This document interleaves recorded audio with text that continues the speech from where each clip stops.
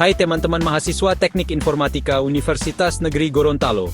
Kembali lagi di mata kuliah Arsitektur Sistem Informasi. Kali ini, kita akan membahas topik penting yang berhubungan dengan metode dan kerangka arsitektur. Jangan khawatir, saya akan menjelaskan dengan bahasa yang mudah dipahami. Bab 2, State of the Art. Bab ini membahas perkembangan terbaru dalam bidang arsitektur enterprise dan berbagai alat tata kelola yang digunakan untuk mengelola sistem informasi secara efektif. Subbab 2.2, Architecture Methods and Frameworks atau metode dan kerangka arsitektur.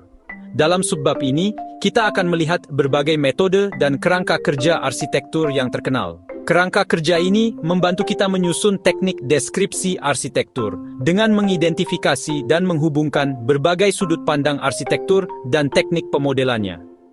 Di IEEE 14720 ISO IEC 42210 Standard. Pada tahun 2000, IEEE Computer Society menyetujui IEEE Standard 14771 2000 yang sekarang dikenal sebagai ISO IEC 42210. Standar ini membangun dasar teori yang kuat untuk definisi, analisis, dan deskripsi arsitektur sistem. Fokusnya terutama pada sistem yang intensif perangkat lunak seperti sistem informasi, sistem embedded, dan sistem komposit dalam konteks komputasi. Standar ini menggunakan metafora arsitektur sipil untuk menggambarkan arsitektur sistem perangkat lunak. Gambar Conceptual Model of Architecture Description.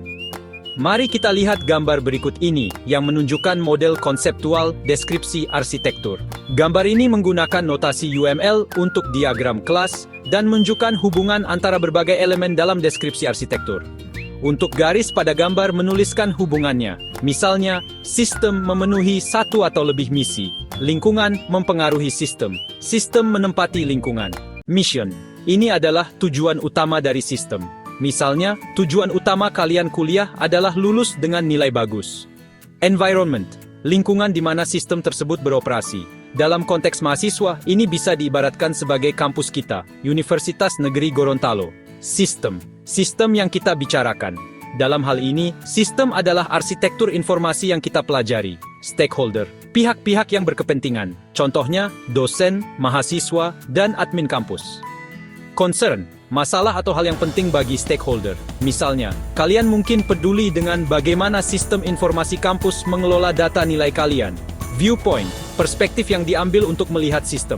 Misalnya, dosen melihat sistem dari sudut pandang manajemen data akademik, sementara kalian melihatnya dari sudut pandang pengguna. Architectural description, dokumen yang menjelaskan arsitektur sistem. View, tampilan yang berbeda dari sistem berdasarkan sudut pandang yang berbeda. Misalnya, tampilan nilai kalian di portal kampus. Model, representasi dari sistem. Misalnya, diagram ERD atau Entity Relationship Diagram untuk menggambarkan basis data kampus. Rasional, alasan dibalik pemilihan arsitektur tertentu. Misalnya, mengapa sistem informasi kampus menggunakan teknologi tertentu. Standar ini juga memberikan beberapa praktik deskripsi arsitektur yang penting. 1.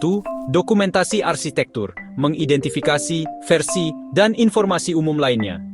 2. Identifikasi stakeholder dan kekhawatiran mereka, mengidentifikasi pihak yang berkepentingan dan kekhawatiran mereka yang relevan dengan arsitektur. 3. Pemilihan viewpoint arsitektural, menentukan sudut pandang yang dipilih untuk mengorganisir representasi arsitektur dan alasan pemilihannya. 4. Tampilan arsitektural yang sesuai, tampilan yang sesuai dengan viewpoint yang dipilih.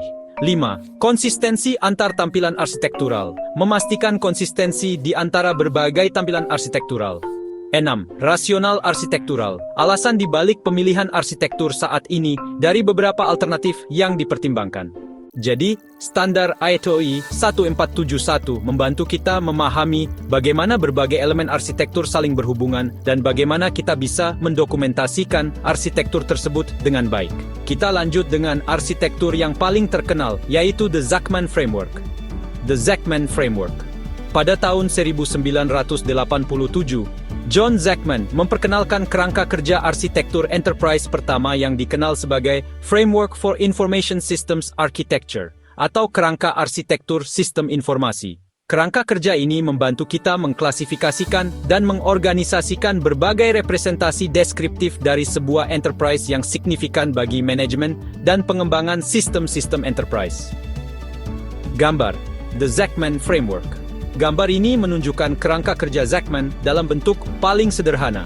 Kerangka kerja ini menggabungkan berbagai peran dalam proses desain, seperti owner atau pemilik, designer atau perancang, dan builder atau pembangun, dengan abstraksi produk seperti what atau apa materialnya, how atau bagaimana prosesnya bekerja, dan where atau di mana komponennya saling berhubungan. Sekarang mari kita bahas gambar ini dengan lebih detail. 1. What? Ini tentang data atau material dari sistem. Misalnya, dalam kehidupan kampus, data nilai mahasiswa atau informasi perpustakaan. 2. How? Ini tentang fungsi atau proses. Contohnya, bagaimana cara kalian mengakses internet di kampus atau bagaimana proses pendaftaran online. 3. Where? Ini tentang jaringan atau lokasi. Misalnya, di mana server kampus diletakkan atau bagaimana jaringan Wi-Fi di kampus tersebar. 4. Who? Ini tentang orang-orang yang terlibat. Misalnya, siapa yang bertanggung jawab atas IT di kampus, seperti Pak Eko dari UPATIK UNG. 5. When? Ini tentang waktu. Misalnya kapan jadwal ujian atau kapan sistem informasi diperbarui. 6. Why? Ini tentang motivasi atau tujuan. Misalnya, mengapa sistem informasi tertentu digunakan di kampus kita. Mari kita lihat lebih dekat peran-peran yang ada dalam kerangka kerja Zachman ini. Planner. Planner adalah mereka yang bertanggung jawab untuk merencanakan cakupan sistem. Mereka menentukan batasan dan lingkup dari proyek arsitektur yang akan dikerjakan. Dalam konteks kampus, ini bisa seperti menentukan cakupan pengembangan sistem informasi akademik kampus. Owner. Owner adalah mereka yang membuat model enterprise atau model konseptual dari sistem. Mereka bertanggung jawab memastikan bahwa sistem tersebut sesuai dengan visi dan misi organisasi. Dalam hal ini, bisa jadi rektor atau dekan yang menentukan kebutuhan dan tujuan dari sistem informasi kampus. Designer. Designer adalah mereka yang membuat model sistem atau model logis. Mereka merancang bagaimana sistem akan bekerja secara logis, termasuk aliran data dan proses yang ada di dalamnya. Misalnya, tim IT kampus yang mendesain bagaimana sistem informasi akademik akan beroperasi. Builder. Builder adalah mereka yang membangun model teknologi atau model fisik dari sistem. Mereka yang mengimplementasikan desain tersebut ke dalam bentuk fisik, seperti menginstal server, menulis kode, dan mengatur infrastruktur jaringan. Bisa jadi ini adalah teknisi dan developer di kampus. Subcontractor. Subkontraktor adalah mereka yang membuat representasi detail atau representasi yang keluar dari konteks. Mereka menangani detail teknis yang sangat spesifik dan mungkin tidak terlihat dalam pandangan umum dari sistem. Contohnya, vendor atau pihak ketiga yang ditugaskan untuk menangani bagian spesifik dari proyek, seperti penyedia layanan cloud atau software. Keuntungan dari kerangka kerja Zachman ini adalah mudah dipahami, karena menggunakan pertanyaan dasar seperti apa, bagaimana, di mana, siapa, kapan, dan mengapa. Menyeluruh, mengatasi keseluruhan enterprise. Independen dari alat atau metodologi, bisa digunakan dengan berbagai alat dan metodologi. Pemetaan masalah, bisa memetakan berbagai masalah untuk memahami di mana mereka berada dalam kerangka kerja.